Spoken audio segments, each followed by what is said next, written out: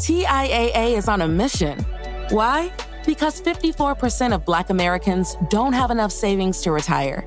So in collaboration with big-name artists like Wyclef Jean, TIAA released Paper Right, new music inspiring a new financial future. With 100% of streaming sales going to a nonprofit that teaches students how to invest. Stream Paper Right now and help close the gap.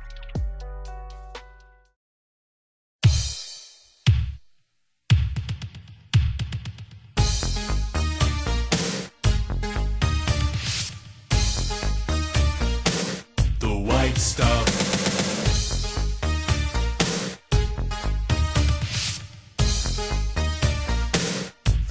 Stuff.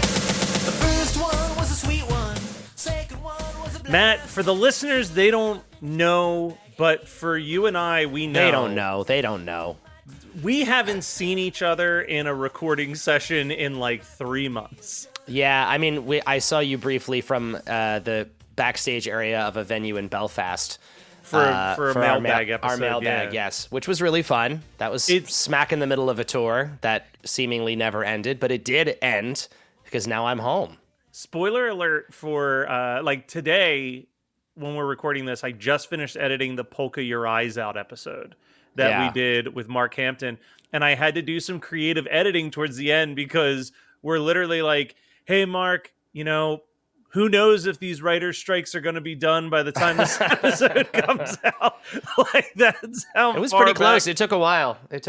I mean, I had a feeling it was going to be a long time. I literally thought it was going to go until the next year, but yeah. Thankfully, I was wrong on that. But we are literally recording this on the day of my favorite time to be a Spotify user, which is, of course, Spotify Wrapped. So we got some stats real quick. I want to go down. So I haven't heard these yet. I'm excited. I don't know this. Yeah. 82% of our listenership found us this year. So 82%. Oh, that's huge. Yeah. So that's a sign of growth, I would say. Yeah, absolutely. And it said that 8% of the people who started listening to us this year started at the very beginning. The Dr. Demento B-Sides was the most listened first episode for new listeners. See, and that would makes a lot of sense to me because Al fans, I think, are completists, which is why this podcast makes a lot of sense. I think there's not like if you're an Al fan, you're all in, top to bottom. You want the whole experience. Yeah, and that's what we're here to do. In the less shocking side of things, the United States was our top location for people listening to us.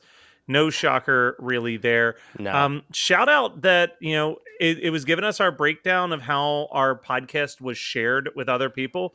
65% of the time when people shared our show, they just sent a direct link. So it wasn't from us posting on Instagram. It was from people physically texting a link to someone and saying, hey, man, I think you'd like this. Oh, that's and awesome.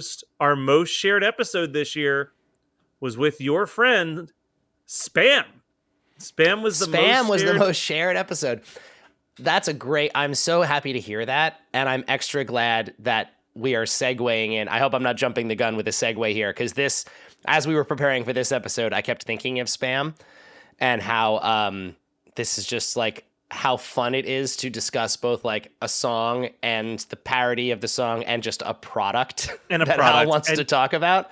It gives us so much to discuss, so many tangents to explore. Everything and everywhere all at once or whatever. Exactly. Whatever. Yeah. But I just want to give one last quick shout out to the 242 fans where we were in their top 10 most listened to podcasts.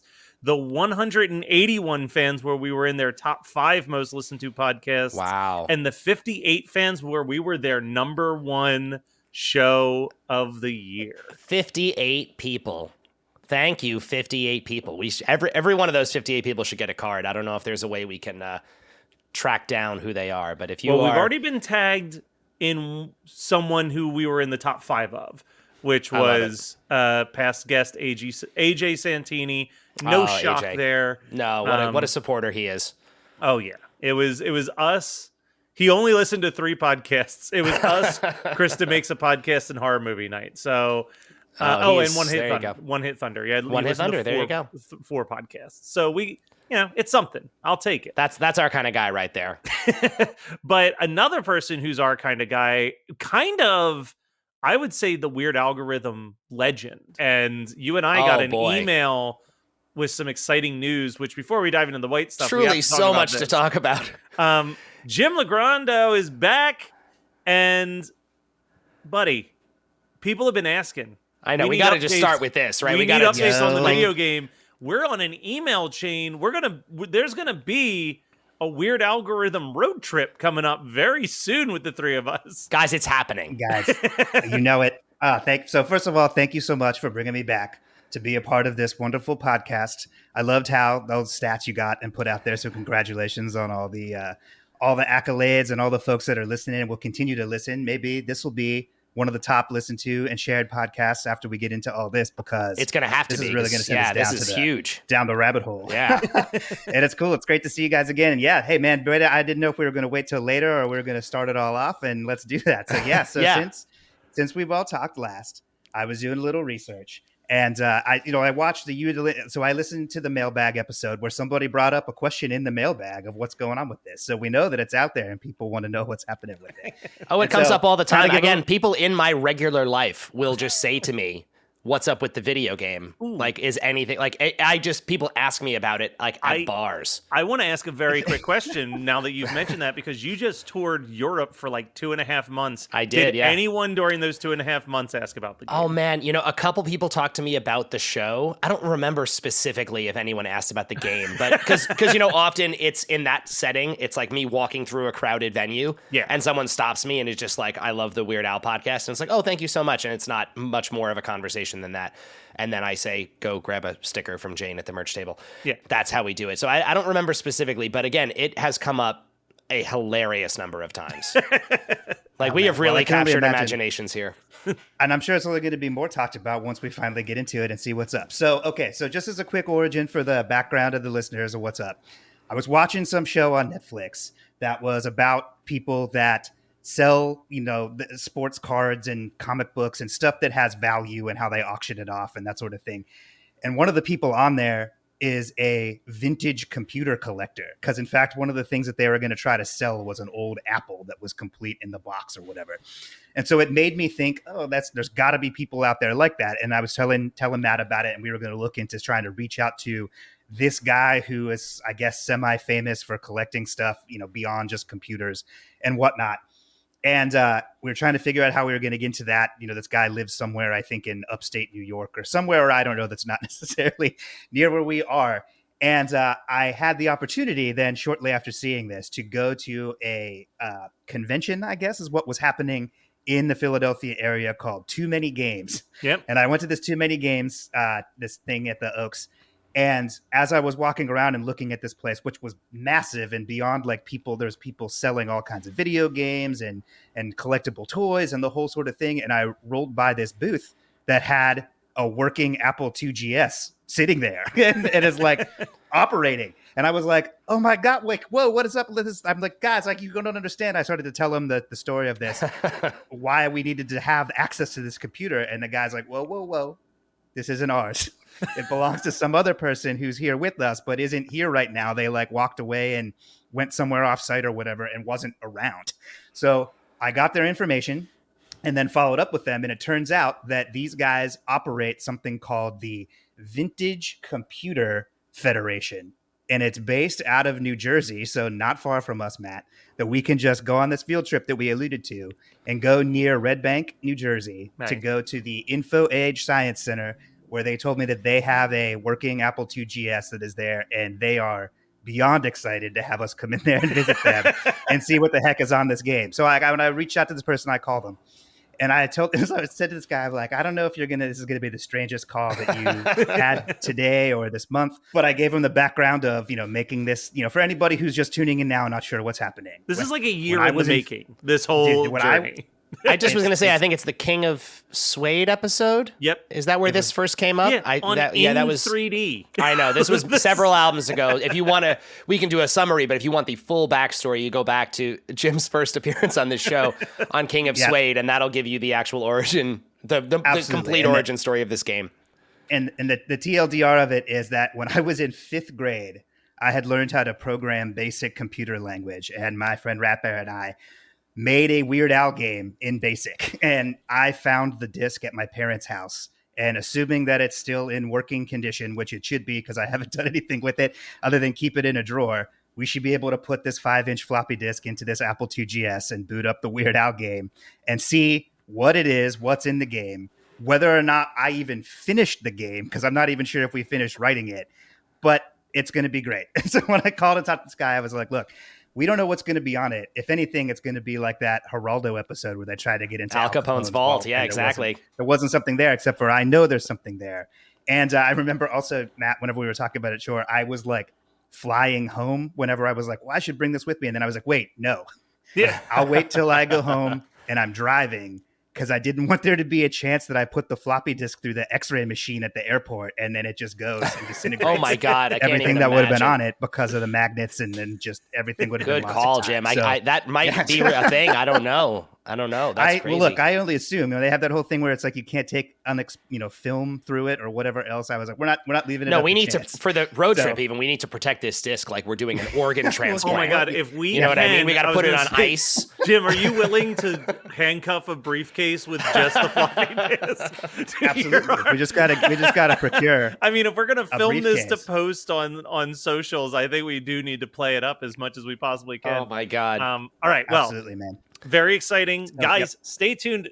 I don't know how that's going to play into the physical podcast, but I can tell you that if you follow us on the Weird Algorithm Instagram and hit up our Facebook group, those are probably going to be the number one places where this information drops exactly as it's happening. And I think our goal is, we said like early next year, we're going to try to find a day that the three of us can head down there. I'm going to meet you guys down there, and we should. I mean, I am. We so should excited. hit them up. Maybe, man.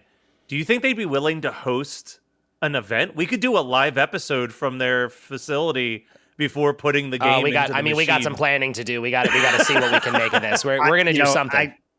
I certainly don't want to hold them to anything, but from my conversation with the folks there, because the person I talked to who was excited about it and didn't think I was crazy brought in his boss and the whole setup, and they were very interested in us working with them to do it, to get the word out about the center and the whole thing. So I can only imagine that they would be open to it, but we won't put them on the spot here as we talk about it. But let's definitely see what happens. Stay tuned, listeners. We will keep this going. Anyway, all of that, we got to talk about Weird Al's New Kids on the Block parody, the white stuff. I think part of the weird element of Off the Deep End, and we discussed this a little bit in the Smells Like Nirvana episode, I know Jim wants to talk about this a little bit as well, is that this is an album that has one of the freshest parodies Al has ever done, right? He's writing and performing Smells Like Nirvana at the absolute explosion of grunge.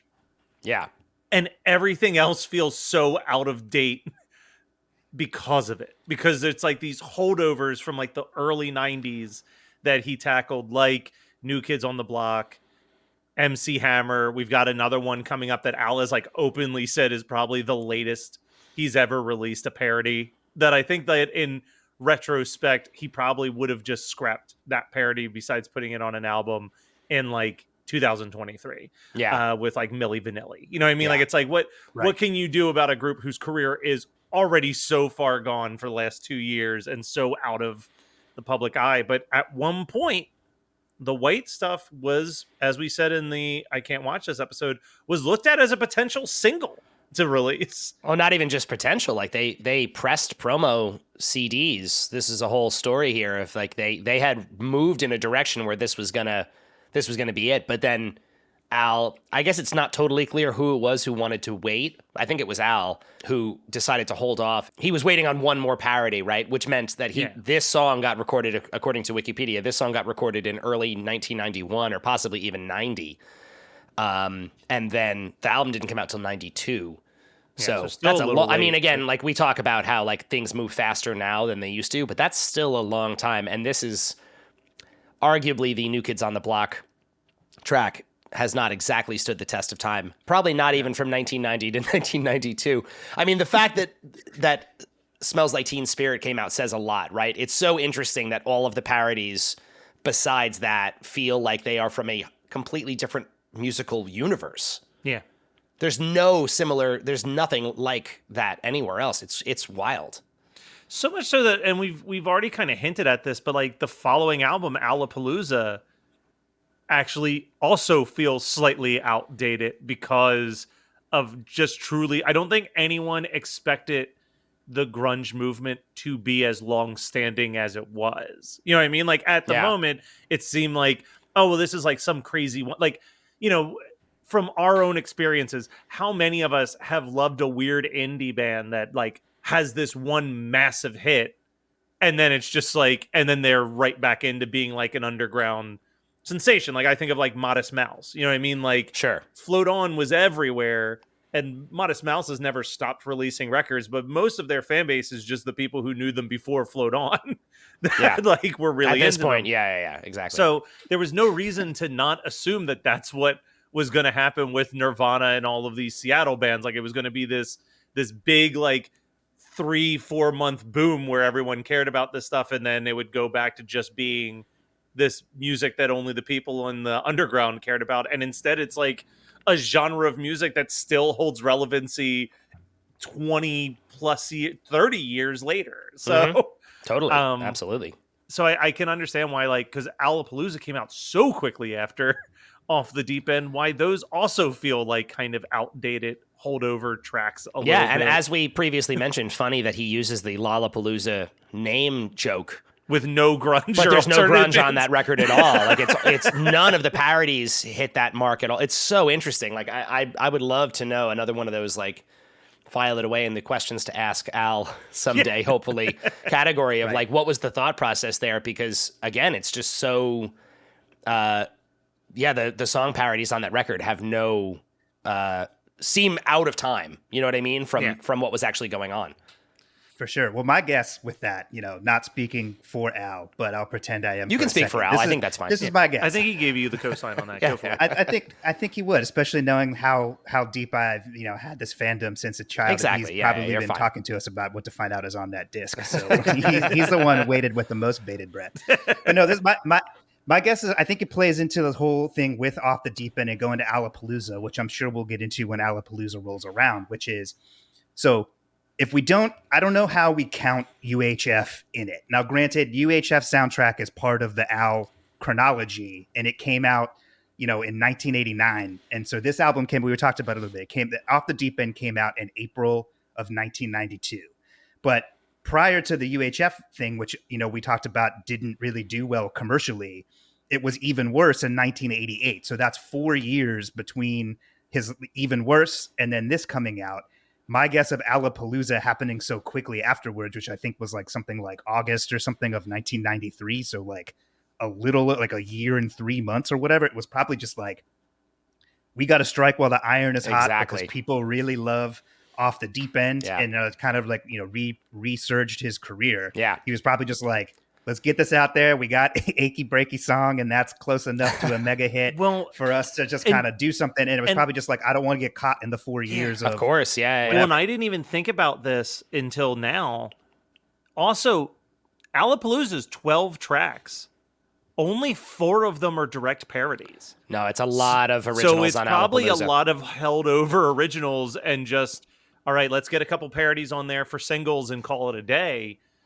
Because even like doing the Bohemian Polka is kind of like by then Wayne's World 2 was out when he's doing that. So and also really quick, we already talked about this too, but in terms of holdover, we already know that Waffle King was recorded for this record and he held it for Alapalooza because he wanted to include I Was Only Kidding. I Was Only Kidding. Yeah, last week's I Was Only Kidding. Exactly.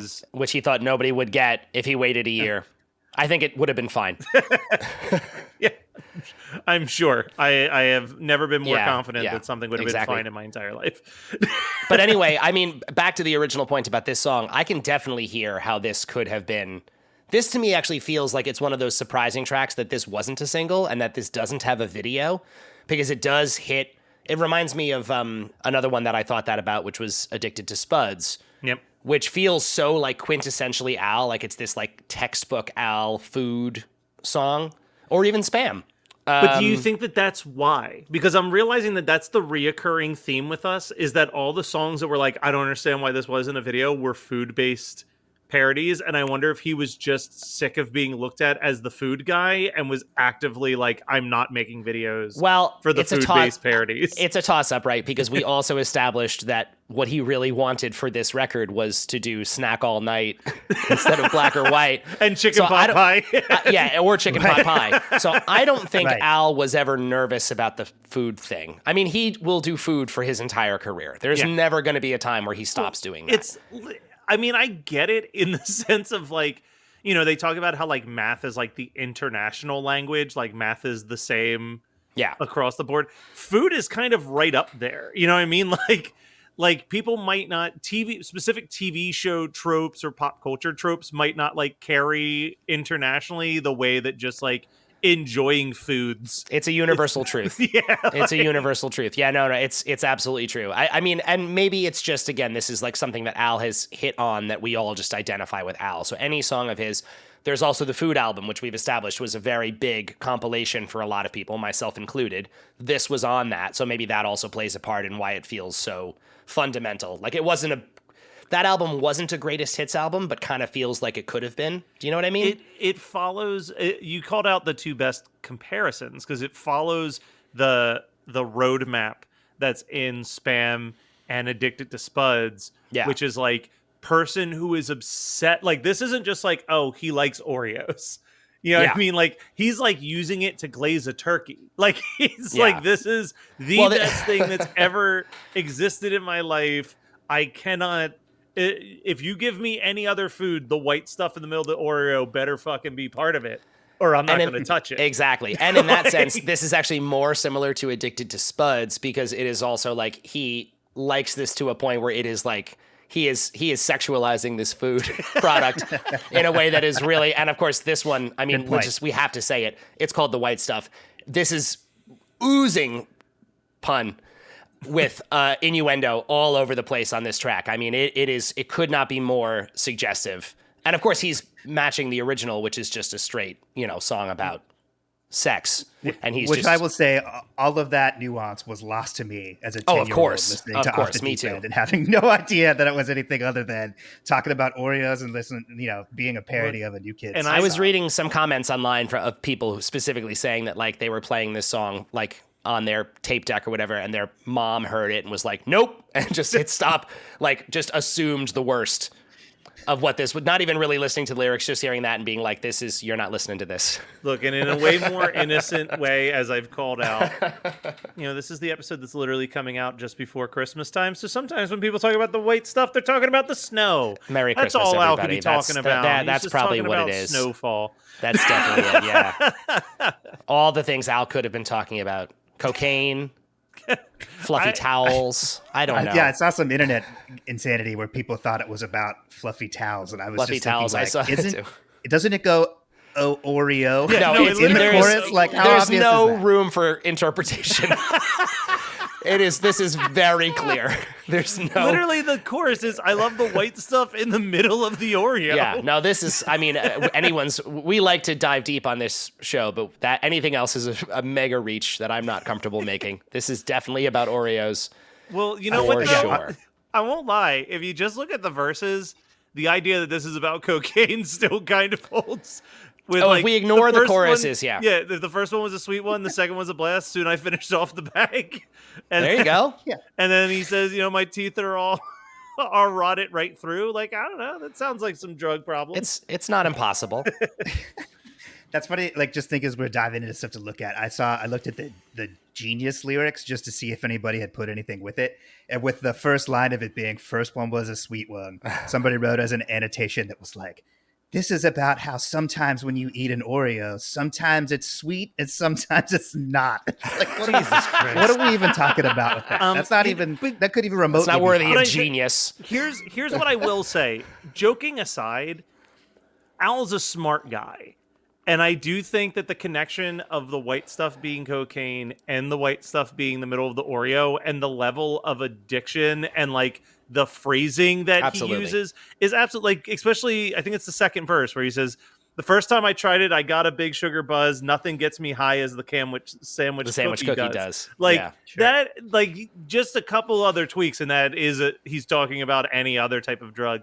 But yeah, the best line in this whole damn song for me is "I love the filling most. I'll rub it on my roast, mix it into my coffee, and spread it on my toast."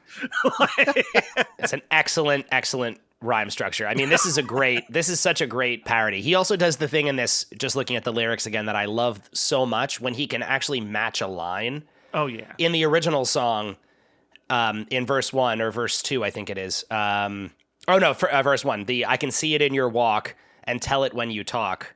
See it in everything you do, even in your thoughts. He manages to keep the same line. He's like, you can see him in my teeth and tell it when I talk. That's the same line. And he's addressing the fact that you can tell he likes Oreos because they're stuck in his teeth. That's just Had like so many. My pancreas just so went into good. shock. He's so smart sometimes, and his ability to like stitch them together and keep so much of the connective tissue the same while talking about something totally different. It's just so good. The cadence of it and we just spot on. We talked about this. He's a master. We talked about this in about 2 weeks ago on the Poco Your Eyes Out episode. With how smart a lot of this is. This album, I think, is one of his most smartly, like some of his most smartly constructed songs. Yeah. Because like if you remember Poke Your Eyes Out, we kept bringing up how he does like Do Me by Belle Biv DeVoe, and then literally the next, like there's Do Me by Belle Biv DeVoe, Enter Sandman pops in the center, and then it connects into the Humpty Dance where he repeats the Do Me portion of that, and like there's just like a lot of like he's really like tying a lot of different threads. His brain must look like any detective's like string board. The string connecting the clues. Yeah, exactly. No. It really is. Yeah, it's great. I mean, I have to also break, because we were just talking about the original one again. Like, did either of you go back and listen to the original, the New Kids on the Block track for this? I didn't. Should I have? No, not really. I just have it in my brain permanently because my wife found that record somewhere when we were out looking at records, and so I have that as part of the collection. So I've heard the original, and then as growing up, I have my friend's older sister bumped that Hangin' Tough record constantly. So whenever I heard this as my first, like I don't know if this song was my first foray into Al, but it was first like more of a cognizant one in a way, because like I certainly remember seeing the Fat video, as everybody probably did. Yeah. But like I think at the time that video came out, I was like 7. So I was like not necessarily concerned about asking for tapes and stuff to have. It's just like, oh, that's a goofy thing, and I see this fat suit or whatever. Right. And it wasn't until I had a friend who brought the Off the Deep End cassette tape to the YMCA after school program that I went to, and we sat and listened to it, and then just like me having such an intimate knowledge of hearing, Hangin' Tough a bazillion times at the time, and then hearing this perfect rendition of that song, but about Oreos, a cookie that I love like none other. It just put it all together, and I'm like, who is this Al guy? I got to get in and get everything I can get my hands on. So that's awesome, because that's great. That's an important memory to have and note to have the first time where you really clock the joke, the parody, like what it is, like to know the original and then hear his and be like, oh my God, I just can't believe he did this.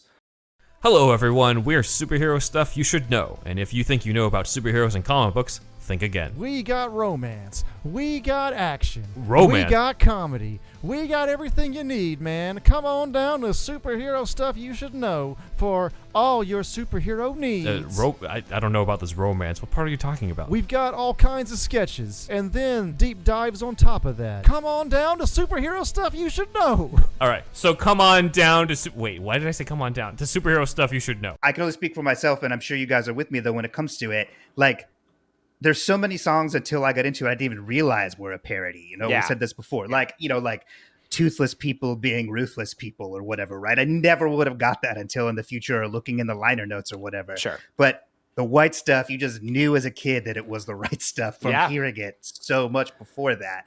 And maybe, you know, I guess as an adult and whatever, because obviously Al was trying to sell records to people with disposable income and not necessarily 10-year-olds. Right. Like, I'm sure the world had moved on from New Kids on the Block, but as a 10-year-old, it was still going strong with people like dancing to it or coming up with routines or whatever else, even though that Hangin' Tough album came out in 1988. I know, it's crazy. That was 4 years separated from the release of the New Kids record and this parody, which is a long time. That's extremely long, especially from Al's standards. Like the early albums, you give a little bit of credit to because he's kind of going for more classic songs. But no, at this point for him, that's a big gap. That's a big gap, especially trying to do. Although I mean, and then literally next album though, he goes for a way bigger gap for MacArthur Park. Like he'll move into this territory where he'll just pick something that's intentionally like a way deep classic. Like he'll go way back, which doesn't usually work for him. Maybe The Saga Begins is the only exception to that. No, it's interesting for me because I'm a little bit younger, so I remember I definitely did not know the New Kids track, which, side note, when I looked it up, I would have never known that the original version of this song is called You Got It. Yeah, The Right Stuff. The Right Stuff in parentheses. But the actual name of the track is You Got It. Like, what a terrible name. That was a terrible idea. You know Should what not have done that. This is one... I agree with you, Matt. I knew this song before I ever heard the New Kids on the Block song. But I think, unlike a lot of those other songs that we've talked about, even though I didn't know what the original song necessarily was, I remember hearing this and knowing that it was definitely a parody of something. And I think I even concluded that he probably changed the right stuff to white stuff. But like the rest of the song, I had no clue. Like, it was just interesting for me to go back because obviously I have heard the original now a few times over the years, but I went and listened to it again. This is another great example. Al's parody is about half as long as the original song, and thank God. It is way too long. There's no extra lyrics. They just take like a big like break where it's just the got to be a dance break. That's where they have to dance in the video and at the live shows. Matt, show some Side respect. note, and in the music video, this is another important thing because I watched the music video too, because I'm really good with my research. And in the video, they do this ridiculous dance where they put their like thumbs through the front of their belt like they're cowboys, and they kick their legs out to the sides in this it's like a left, classic right, dance. left, right. But is that they didn't invent that, did they? Yeah, that's the New Kids dance, as far as I know. Is that's really them? Like, am I watching the original creation of that dance in the video for this song? I think that it may be more because in the song "Hangin' Tough," isn't there like a line of something about doing the New Kids dance in that particular? Is that song? What it is? Is this just like their trademarked dance? That is their trademark dance. That is that move to the New Kids is skanking to ska music. So there you go. So I didn't know. I saw this video and I watched them do that dance. I was like, oh, that's so weird. Like, I have seen many people do that dance and probably only making fun of New Kids. I didn't actually know the origin. Yeah, it's like someone doing the Carlton when they hear exactly. or like people doing his dance to Apache. You know what I mean? Like, well, it's you know like what?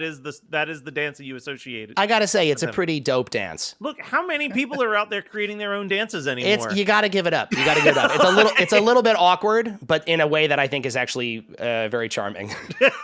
I don't know. There's something very simple about it because I think choreography now in pop music has gotten so intense and everyone does these insane, like everyone has to be like a next level pro dancer. Even like kids on TikTok are impossibly good at dancing. And watching these 5 awkward dudes just kick their legs to the sides, it's so stupid. Look, but the fact that everyone loved it so much makes me really happy. I was gonna say, what's more likely for Wheatus to be able to do at a live show, like what Britney Spears does, or what the New Kids do? And no. It seemed like they were all doing the best they could with what they had, and I respect that. Maybe it was such a sensation because it wasn't so difficult, so everybody could do it. So then you could just mimic it with no. You know what? Really Maybe that's come down. They were keeping it accessible. Yeah. Line dances are too damn hard. I remember it was around Teach Me How to Dougie. I was like, I can't do this. And that's when I realized that I had officially hit the point where I was not going to learn any more new line dances for weddings.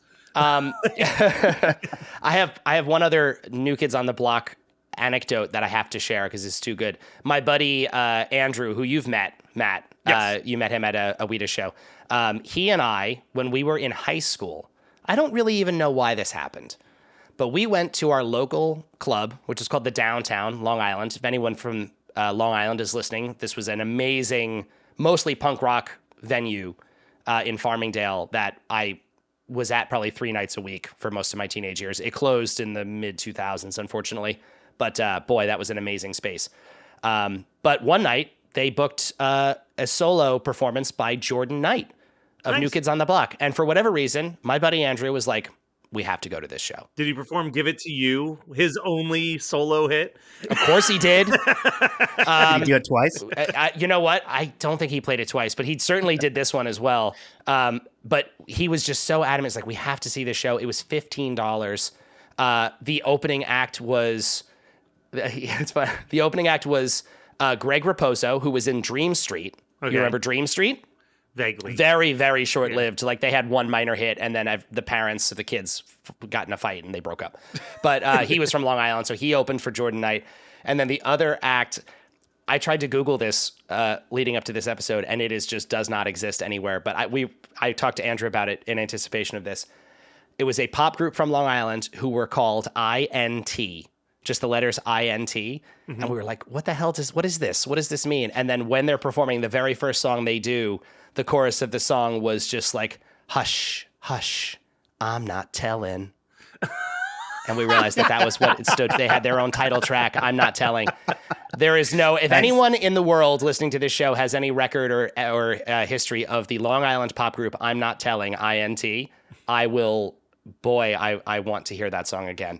It made such an impression of us. We laughed so hard. See, and this is, folks, this is why when you go to shows, buy an album from all the bands. Take it home, because you never know when you're not going to be able to I don't find know if that INT song again. had some CDR of their music or whatever it was. It didn't work out for INT, I guess. But man, that was so funny. And then the only other funny thing is we bought the tickets to that show, and then Andrew fell and I think he broke his leg, or he was on crutches. Jesus. He had hurt himself, and it was the middle of the winter. It was snowing, and he was like, we have to go to the show. I'm like, dude, do you really want to go see Jordan Knight on crutches in the snow? And he was like, yeah, we can't miss this show. And he, the amount of trouble he went to with me, it was just the two of us, but he was like we got to the door of the venue and there's just this enormous ice patch. And I was like, dude, you are going to die trying to get into this show. And he was like, no, we got to do it. We got to do it. And we did. We saw Jordan Knight.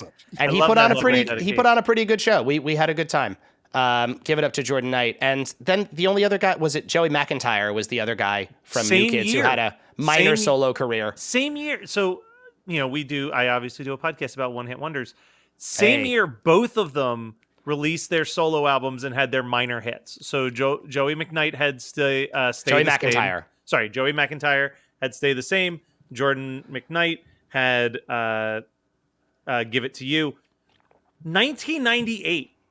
10 years after Hangin' Tough came out is when they finally put out their solo albums. At the same time, it's so weird. Talk about missing the boat by a large margin. Yeah. Also a weird thing on this song, this is only two of them really sing lead on it, and it's Jordan Knight and then Donnie Wahlberg.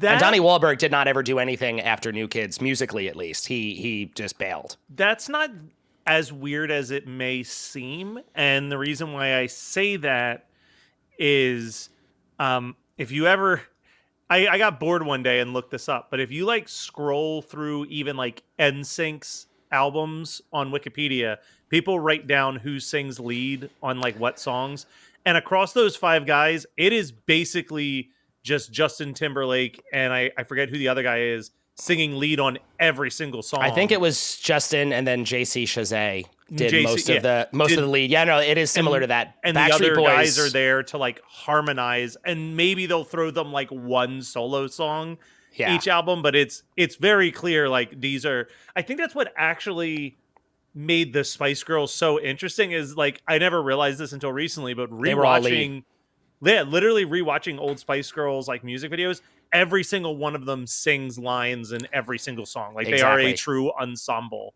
Versus the Backstreet Boys kind of did that too. They definitely they all took turns doing lead. But I think the thing that surprised me about this was that Joey McIntyre had a solo career despite not being the lead singer at all in New Kids. And Donnie Wahlberg, who was a lead singer, just decided he wanted to Went on just to be a be in, I believe, Wahlberg, I guess. Stall 2. He was going to lean into becoming a Wahlberg full on, which is probably a smart call, honestly. Well, Right. Well, Joey was the young one, so I guess he had more time to put his solo stuff He was the together or young one. whatever, He 'cause was, like the youngest cute guy. one too, right? I guess he was just so cute. yes. Everyone liked him for that. suppose. Yeah. You know, and at the behest of turning this into a New Kids podcast, but such stuff to find into, I found neat just looking into it. The song "White Stuff" has co-writing credit of Al and a guy named Maurice Starr, I think is what it was. And I was like, who is this guy? And what else is up? I looked into that. Yeah. And that's a guy who was very much like the Lou Pearlman, new NSYNC type thing, where he had put together New Edition, and then New Edition went out and toured and whatever, and then they basically didn't get paid from it, so they fired him for saying that he was embezzling from them when they didn't make any money. And he was just like, well, to heck with this, I'm just going to recreate this band, but with like white kids, and made New Kids on the Block. New Kids and on the rest is Block were history for the those guys. new edition. Yeah. Double new edition. I mean, New original new isn't it a wild, like this time period, like the music industry is just so full of just like crooks. Well, as a Like side you look note- at these stories, it is amazing how many people are just going in there and stealing everything they can get and then making a run for it. I It need is to bring this wild. up though. Before including Scotty Brothers. I was gonna say, hey, what? Yeah, exactly. before Maurice Starr, real name Larry Curtis Johnson, before Maurice Starr formed New Edition and New Kids on the Block, he put out 2 solo albums, both fantastic album titles. The debut album was Flaming Star with 2 R's because he was Maurice Great. Starr with 2 R's. And then his second and last album was called Spacey Lady. Which, Ooh, Spacey Lady. That sounds right up my alley. I gotta look into that. all right. Well, I think it's I think time. we're pretty much covered. I mean, we've established, right? We're all pro Oreos, right? Yeah. Oh, I mean, Oh, I mean, totally. do we I even got it. need to discuss like who Actually- doesn't like Oreos? here, I will bring up something about Oreos. I am Great. a huge Oreos fan. Double stuffed all the way. I don't understand how people eat regular Oreos in this day and age. It's just cookie with no white stuff, basically. But shout out to another Geekscape podcast for absolutely making me disgusted. But the video gaming podcast Dynamic Resolution, one of their co-hosts has stated the most insane thing I've ever heard, which is that he swears that an Oreo tastes exactly the same whether you dip it in milk or a glass of water. And there is no chance in hell I'm going to do a taste test to see if he's correct or not. That makes me really angry. I don't want to hear that, nor do I want it to be true. Like, I refuse. But No. it's already passed now. Go check out the Geekscape live stream we did 2 weeks ago. The team in Dynamic Resolution will do the work that I refuse to do. They've gotten a series of cookies of all shapes, sizes, and varieties, and they will be doing a milk, water, soda taste test. to Jesus. see. Did you know, side note, did you know that double stuff Oreos have existed since 1974? I didn't know it was from 74. I knew it was that's crazy. I feel like they've done some really clever marketing over the years to reintroduce this as if it's a new product, because I feel like that's happened at least twice in my life where it's been like, oh, here, check this out. Well, now Double stuff Oreos. You know what? Here's a very quick Oreo topic. On this chat here, Yes. how do we feel What's it about the novelty flavored cookies? Let me take a second to talk about that too. That's great. I did dig out of the pantry. I have a bag of Oreos here. Birthday cake. That are the weird kind. Yeah. It's birthday cake kind. And I can tell you why that those exist. Is because Oreo now is a conglomerated brand. So it's like the brand name that was purchased by, it's now operated, so it was Nabisco. Nabisco is now just another brand that's brought through. It's part of the Mondelez International Corporation. And when Mondelez bought it, they can now leverage the Oreo brand across everything. So they make these wild ass flavors and put them out at a Oh. limited time or whatever it is, for the exact reason of people having to like go out and grab them and do whatever, and the sort of thing is with it. And that's now why, like, if you've probably noticed over years, like, how did Oreo bust out? And now it's like literally everywhere I look, there's something with Oreos in it. Yeah, It's because of Pokemon that. branded So, Oreos, the yeah, thing that went like viral a couple years ago. it's totally them like doing all of the, like I was at Target yesterday and I saw that there's hot cocoa Oreos now, which is chocolate cream with a layer of marshmallow cream. So it's like dual creams. Hate I mean, I everything have to you tell Whatever. say. Now, whether it tastes like that or not, I have no idea. I didn't purchase them, but it's that. But that's why it's now on like they leverage the Oreo cream or the name onto like I've seen ice cream cones that are like Oreo cones that you would just, it's just basically the chocolate wafer or something, or they make candy bars now that have allegedly Oreo cream in it, but I don't know if it's actually the same sort of thing because it's just the name Oreo is just so known from everybody that I think back in the day there was just regular Oreos, and then someone's like, why don't we just double, people like the cream, let's just double stuff them, and they have them. And those were the only ones that existed, except for then there was, you may be too young to remember this, but there used to be something that was called Oreo Big Stuff, and they had a commercial that was like that song, like Mr. Big Stuff or whatever. It's like, but it was like Oreo Big Stuff, and it was a giant. I remember it. Oh man, I remember Is it getting now this as a kid because it kind of became like the mega stuffed cookie essentially, where no, it's like it was too big? it was like it was an Oreo Big Stuff was like 5 Oreos combined into one. It was like as big as you would think of like a chocolate chip cookie might be from like Jesus. Subway or something. And so the wafer was that huge. It was like 2 or 3 inches across. And it was like, I know you can't see this as a podcast, but you guys can see it. It's like a ½ inch thick of cream. So it was like 6 Oreos in one. And they would come in a box that I think it only had 4. Maybe there was 6, but I think it was 4 giant cookies in a small box. And I remember that they were obviously more money than whatever. So I rarely had them because I had to beg my parents to like get the thing. Yeah, it's a premium item. Like, it was totally such a thing. And then, but it was short lived because I guess people were just like, I don't want to eat 5 Oreos at once. Yeah. They're just whatever. And that was it. But that was basically it until, this conglomeration. And now we get to have Java chip and red velvet cake and whatever. It's probably going to get into the Harry Potter Bean Boozled world. I was going to say, this is, I found a list here of Oreo flavors, and it is far too long for me to even attempt to read on this show, but I'm just going to hit a couple. Did you know that there is a Google Android Oreo?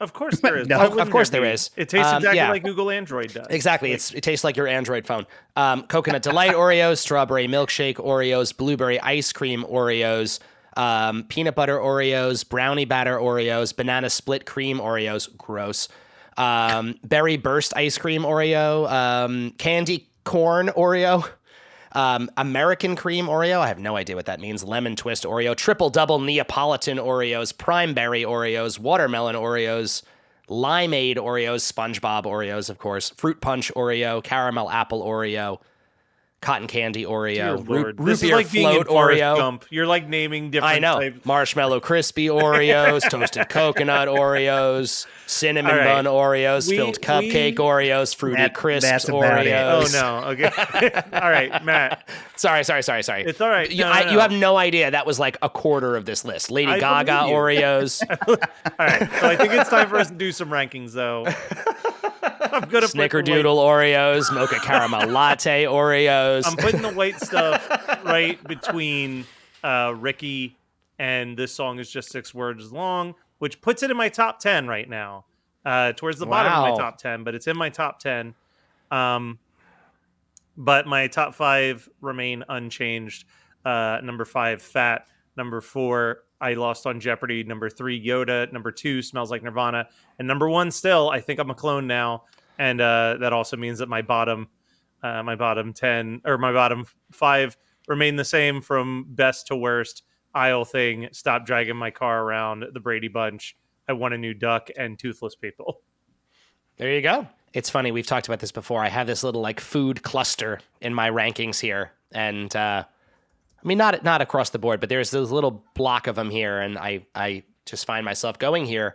So I'm going to put it in between just above I Love Rocky Road and just below the theme from Rocky 13. All right, so a little bit lower than me. A little bit lower than yours. I still think this is great. This is very like, again, for me growing up, this is absolutely like essential Al.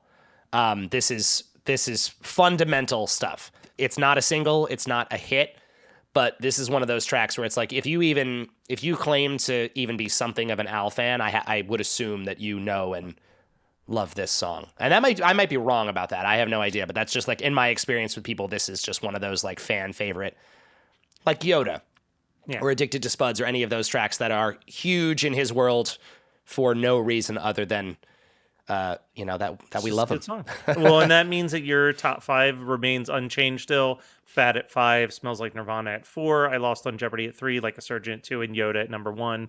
And your bottom remains the same as well. Girls Just Want to Have Lunch, Stop Dragging My Car Around, I'll Think, I Want a New Duck, and Toothless People. Before we let Jim rank, Matt, if people want to see a better idea of our rankings, is there a specific place that they could go? You know it. WeirdAlgorithmPodcast.com. All of our rankings are there, and they're updated almost always on time. Yeah. Except for the occasional times where I forget. But for the most part, if you look, it'll be correct. Nice. Perfect. Jim, you've been here enough times. You know what you have to do. You're looking at the guest rankings list right here. Where are you putting White Stuff? Well, let me see. So looking at this list that I can see, take it to the top so I can see where we're at. How Polka Your Eyes Out is number 1. That seems wild. That seems wild to me. But I can't make this song number 1 because there's certainly ones that are behind it. But let's see. I think it's looking at this list, I gotta just based on this guest rankings, I gotta put it in between. I'm gonna put it in between Eat It and Money for Nothing because I think Money for Nothing, Beverly Hillbillies, is a great song. But I like this one better than that. But seeing this guest rankings, it's got to be higher than You Make Me and Melanie. Even though it's pushing Yoda down a little further, that's just where I got to land it. All right, and what move do you want to make? What move do I want to make? Oh, that's a great question. Why don't we move You Make Me down below Yoda? All right. But looking at your top 5 for each of you guys, it's great. You put it in the right spot based off of what you're looking at. I mean, it's definitely deserves in the space that it is. And it's hard to I can't argue with what you guys have as a top 5 to try to push it up into there. I wonder with this, just thinking of the White Stuff before we, wrap it up and whatnot. I was looking in on Spotify, and as an album, Off the Deep End doesn't have that many spins. It has, I would say, less. It definitely has less than 500,000 spins for however long it's had to exist on Spotify. That's wild. And I just wonder if, when it comes into this stuff, if it's just like the time frame of when it was. So like when I personally, like I mentioned it before, like my experience with, the White Stuff and the Right Stuff was right in that 5-year window when it was a relevant thing. But like, I can imagine if you're just coming into Aller like in the last couple of years and being 30 years removed from New Kids on the Block phenomenon, I could see how people are like, don't know the right stuff or they don't know where we're at with it, because it's like, it was such a, like him putting Off the Deep End out and having that Nirvana set up to put him like into the, can cement him beyond as just like not being whatever with it, was just the perfect time frame for that, which is probably why we mentioned this before. We didn't say, there's not much to say to it, but how it was a promo that was literally scrapped. Like, I guess they Scotty Brothers made promos for the White Stuff and for, I can't watch I guess can't watch this. Yeah. And then Al and John Bermuda Schwartz found them in the trash at the record label and rescued some of them. And I saw somebody had said on the internet that every now and then one of them is on eBay, and there wasn't one on there for me to see to get any sort of like, there's definitely one not there right now. It seems to be a mega rare, mega rare item. Yeah.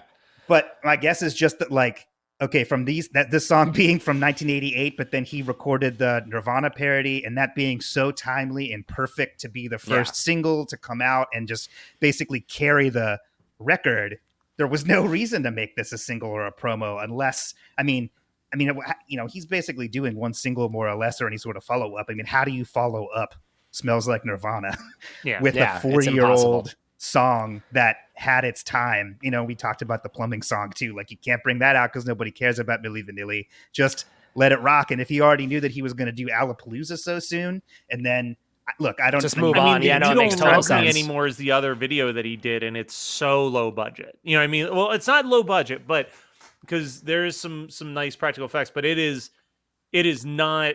When you're looking at what comes after that with the Jurassic Park music video, that's this giant claymation spectacle, you can definitely tell that they had a little bit of money to like do the special effects on the piano player getting massacred and You Don't Love Me, and that was it. Like, it was just like, let's just recreate that very cheap extreme music video where it's just black and white and us just like doing our thing.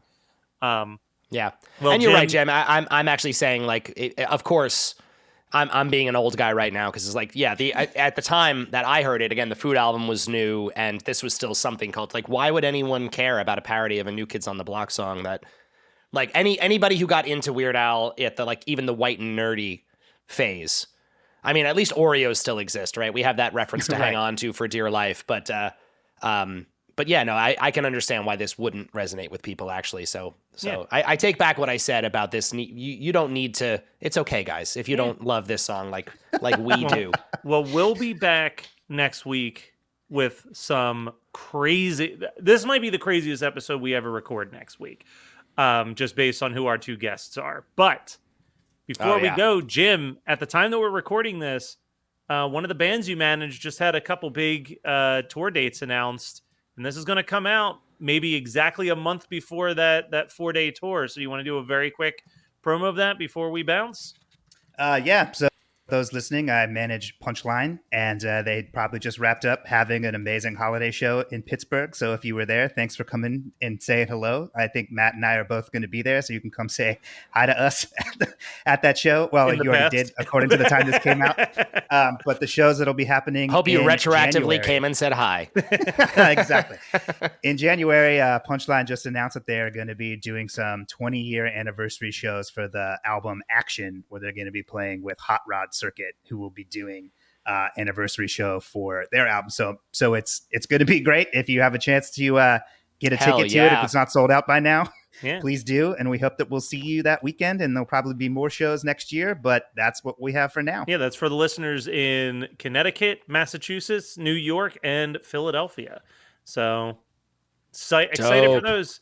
I will be at least one of those shows, possibly more. Who knows? You can come and say hi. Stay tuned for more Weird Algorithm next week.